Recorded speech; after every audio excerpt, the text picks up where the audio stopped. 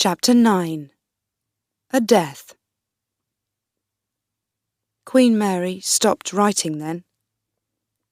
Yesterday afternoon, the 7th of February, 1587, we heard a horse outside our window. Mary looked out. There was a man there, on the road from London. He had a letter from the Queen of England.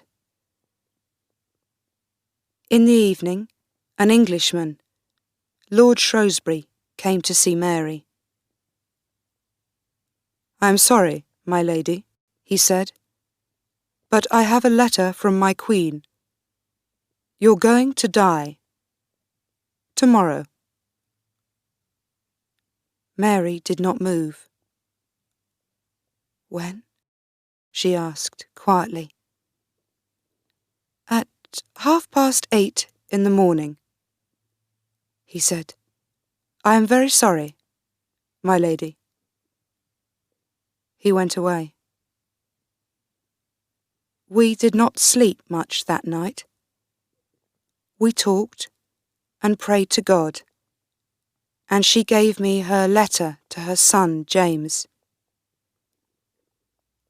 "Give it to him, Bess, please," she said, "and tell him how I died." "Yes, my lady," I said. "And so now I am going to tell you, King James. This is how your mother died." At 6 o'clock, she got up, prayed, and dressed. She put on a red petticoat first, then a black dress and a white veil over the dress. The veil came from her head to her feet. She could see out through it, but we could not see her face. She looked like a woman on her wedding day. When the Englishmen came, we went downstairs with her. Her little dog walked beside her, under the veil, but the Englishmen didn't see that. 6 of us went into a big room with her. 100 people stood and watched. A Protestant churchman came to talk to her. "My lady," he said, "pray with me." "No," she said. "Thank you, but no. I was born a Catholic, and I'm going to die a Catholic. I think God understands that." She prayed for 5 minutes, and then stood up. The executioner came towards her. He was a big, strong man, with an axe and something black over his face. "I am sorry, my lady," he said. "I don't hate you, but this is my work. Please forgive me." "Of course I forgive you," Mary said. "I am old and tired, and you're going to open my prison doors for me. I am going to see God. Do your work well." Then she looked at me and her friends. "Don't cry for me, ladies," she said. "Please don't cry now." She could not walk to the block, so the executioner helped her. He took off her white veil, and then he took off her black dress and put it on the floor.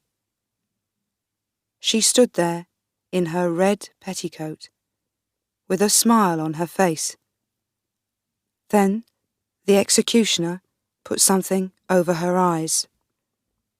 Very slowly, Mary put her head on the block.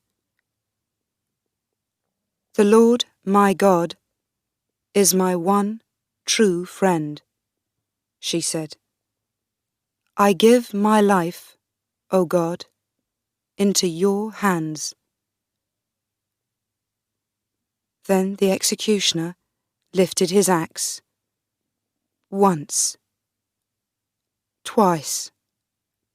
Oh God, 3 times. And her head, her poor, poor head, fell on the floor. It was very quiet in the room after that. It is a little thing, a head, a very little thing. But there was so much blood. Blood on her red petticoat, blood on her black dress and her white veil, blood on the executioner's shoes, blood all over the floor. Blood, blood everywhere.